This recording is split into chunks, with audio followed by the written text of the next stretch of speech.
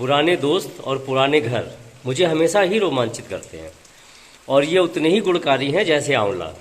अब इसमें बड़ी अजीब सी बात लग सकती है कि दोस्त, घर और आंवला, इनमें आपस में क्या संबंध है। भाई मेरे बहुत ही पुराने दोस्त हैं अशोक सांगुड़ी, और उनका जो घर है जिस कोठी में वो रहते हैं वो 1919 में बनी थी। तो पुराना दोस्त, पुराना घर। अब बात आई आंवले की, तो उनके घर पर एक आंवले का पेड़ लगा हुआ है। तो ये तीनों चीज़ें इस तरह से जुड़ गई हैं आज के वीडियो में, और इस यात्रा को शुरू करते हैं। ये है आंवले का पेड़ जो मेरे मित्र अशोक सांगुड़ी के घर पर हल्द्वानी में लगा हुआ है, और ये इनका घर का कैंपस। और आज जब मैंने सुबह सुबह टहलते हुए बाहर को निकला तो मैंने देखा कि ये तो बहुत सारे आंवले पड़े हुए हैं यहाँ। मैंने इनसे कहा भी कि भाई ये तो बहुत कीमती चीज़ है, आप इसका क्या करते हो? बोले कहाँ तक खाएं। तो मैंने बहुत सारे आंवले इकट्ठे कर लिए हैं, और जो इनका ये घर बना हुआ है, पत्थर की वॉल्स हैं, अभी ये रेनोवेट किया है, लेकिन बहुत पुराना घर है। और ये देखिए फ्रेंच विंडो, और ये जगह बिल्कुल हल्द्वानी के सेंटर प्लेस पर है। बस अड्डा आधा किलोमीटर है, और जो काला डूंगी चौराहा है उसके पास में है बिल्कुल। और ये जेल रोड, गेट के बाहर जो है जेल रोड है, और ये सांगुड़ी गार्डन कहलाता है। सांगुड़ी परिवार यहाँ का बहुत ही प्रतिष्ठित परिवार है। राजनीति में भी, व्यवसाय में, सभी क्षेत्रों में ये लोग बहुत आगे हैं। ये उनका घर। अभी जो घर मैं दिखा रहा था ये 1919 में बना, लगभग 100 साल पूरे कर चुका है। और अभी मैं इसकी फ्रेंच विंडो पे बैठा हुआ हूँ। आप देख सकते हैं कि ये फ्रेंच विंडो, इसका बड़ा क्रेज रहता था, और एक रिचनेस की पहचान हुआ करती थी जिन कोठियों में ये बनता था ऐसा। और ये पूरा घर अंदर से अभी रिनोवेट करवाया है। और ये मिसेज अशोक सांगुड़ी, और वैसे नाम है प्रीति सांगुड़ी। और भी बातें हैं जो मैं ज़रूर अभी बताऊंगा। हम लोगों के बहुत आत्मीय संबंध है इस परिवार के साथ। और ये इनके फादर और मदर। सांगुड़ी जी आइए जरा आप। तो हल्द्वानी में इस तरह के 3 बंगले हैं, जिनमें से एक बंगला हमारा हुआ करता है। तो 1919 में ये बनाया गया था, और आज़ादी के लगभग बाद हमारे फोरफादर, हमारे दादाजी ने ये बंगला खरीदा था, और उसके बाद हम रह रहे हैं उसके बाद से हम लोग। तो वो जो बाकी 3 बंगले हैं, तो एक ही हो गया, बाकी 2 कहाँ पर हैं? बाकी 2 बंगले और हैं यहाँ कहीं। अच्छा, दो वो बंगले और क्या पीली कोठी या क्या इस तरह एक का? पीली कोठी करके है। हाँ, और हाँ। एक शायद ऊपर कहीं भोटिया पड़ा हुआ। हाँ, ये शायद डीएफओ, उस समय के डीएफओ थे। अंग्रेज डीएफओ हुआ करते थे उस समय के। पहले सब अंग्रेज अफसर ही होते थे, तो उस समय अंग्रेज एक डीएफओ थे, उनसे ये परचेज किया गया था। जब वो छोड़ के यहाँ से गए तो हमारे दादाजी ने इसे परचेज किया था। तो इस तरह से आज भी ये बहुत खुला हुआ, काफी बढ़िया है यहाँ पर। हाँ, ये तो मैंने देखा कि जितना बड़ा कैंपस खुला हुआ बिल्कुल बीच शहर में, इतनी घनी आबादी के बीच में है, तो ऐसे ही फील होता है जैसे डीएम की कोठी हो। अब सचान साहब ने और हमने बैंक में नौकरी एक साथ ज्वाइन करी थी 1984 में।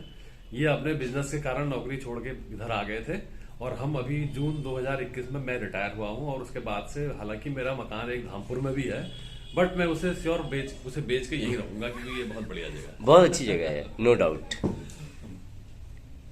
आप हैं अर्चना सचान, और मेरी धर्मपत्नी भी हैं, और इसीलिए मैं इनका वीडियो भी बना रहा हूँ। इन्होंने काफ़ी कुछ किया आंवले का।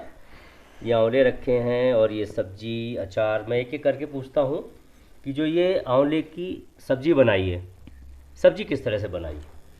हाँ, इसमें आंवले को छोटे पीस काट करके, और जैसे और सब्जियां बनाते हैं उसी तरह उसमें मेथी वगैरह और नमक डाल के उसी तरह बनाकर पका सकते हैं। तो खाने में स्वादिष्ट। हाँ, जैसे और सूखी सब्जियां बनाते हैं, तो स्वास्थ्य के लिए लाभदायक है, बढ़िया है, डेली खानी चाहिए, अच्छा रहता है। और ये है चटनी, जी, जैम भी बोल सकते हैं। जी जी। तो इसको किस तरह से तैयार किया? हाँ, इसको बॉयल करके अगर हम आंवले को बॉयल कर देंगे तो उसकी गुठलियाँ इजीली निकल जाती है। तो गुठली हटाने के बाद और जैसे और चटनियाँ बनाते हैं मिक्सी में पीस के छान के और पका लेंगे चीनी डाल के, हल्का सा नमक और हल्का सा काला नमक और क्या कहते हैं काली मिर्च, तो स्वाद और अच्छा रहेगा। और इसे हम पका के पूरे साल यूज़ कर सकते हैं। खराब नहीं होगी? कोई नहीं, प्रिजर्वेटिव बिल्कुल की जरूरत नहीं है? किसी भी प्रिजर्वेटिव की ज़रूरत नहीं है, आराम से पूरे साल खा सकते हैं और स्वास्थ्य लाभ कर सकते हैं। इसके बाद ये रखा हुआ है मुरब्बा।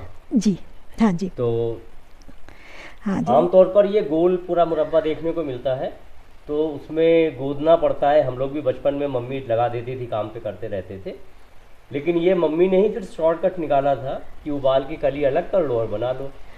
तो थोड़ा सा इसका आइडिया दीजिए। हाँ जी, इसको हल्का सा बॉयल कर लेंगे तो आराम से उसकी वो निकल जाती है गुठली।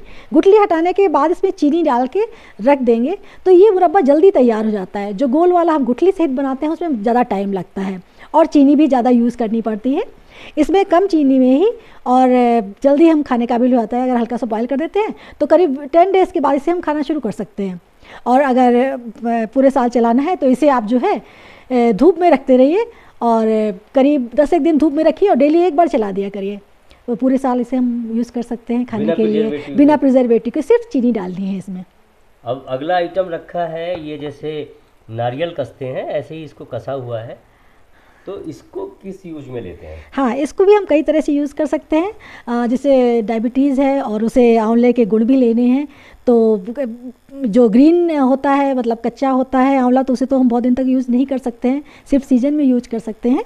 इसको हम पूरे साल यूज़ कर सकते हैं। इसको घिसने के बाद इसमें हम हल्का सा नमक और चाहे तो मिर्च भी मिला सकते हैं, चूरन की तरह यूज कर सकते हैं कि आप डेली खा सकते हैं। कुछ कंपनियां इसका चूरन भी बना के बेचती हैं पाउडर टाइप में। जी तो जी, लगभग जो यूज उसका है वही इसका हाँ जी जी। और इसके बाद इसे छोले पकाने में आप डाल दीजिए तो उसका टेस्ट भी कई गुना बढ़ जाता है। चलिए बढ़िया है ये तो। और उसके बाद ये कैंडी, अक्सर आपने देखा होगा ड्राई आंवला दुकानों पे मिला करता है पैक्ड। अभी ये ड्राई इसलिए नहीं हो पा रहा है क्योंकि यहाँ बारिश चल रही है भवाली में, तो सूरज उतना ज़्यादा नहीं है 2 दिन से, तो फिर भी ये काफ़ी ड्राई हो चुका है। जी, और जी। उम्मीद है 2-4 दिन में इसमें ऊपर से चीनी की परत भी दिखने लगेगी हल्की सी। हाँ जी, तो इसका क्या यूज?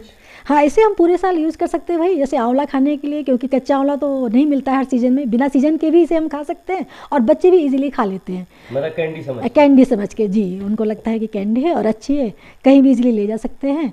और इसे जो है बस वही है कि करीब हल्का सा बॉयल करके गुठली निकाल देंगे सबसे पहले और थोड़े करीब 15 डेज़ के लिए इसे चीनी में रख देंगे।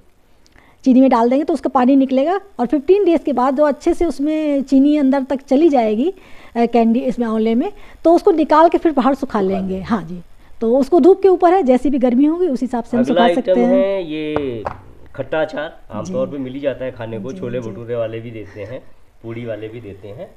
अब ये इस तरह से आंवले के 6 आइटम बन चुके हैं।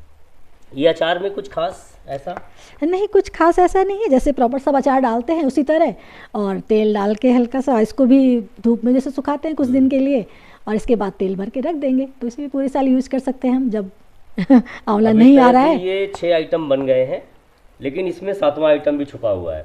खासकर ये चटनी का जो रसा है तो ये मुझे बहुत पसंद है। कुछ भी ब्रेड का आइटम बने, कुछ भी बने, समोसे हो, इसकी चाशनी 1 चम्मच लीजिए और इतना टेस्ट आता है कि पूछे मत।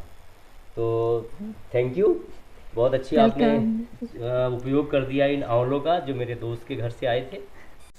सांगुड़ी जी हमारे पारिवारिक मित्र हैं और उनका हमारे यहाँ आना जाना बना रहता है, कभी फार्म हाउस पर, कभी मेरे रामगढ़ जो घर बन रहा है वहाँ की सैर हो जाती है। तो ऐसे मिलना जुलना आपस में बना ही रहता है। और ये सांगुड़ी जी का मकान और पीछे दिख रहा है आंवले का पेड़ और ये उनके घर के आंवले।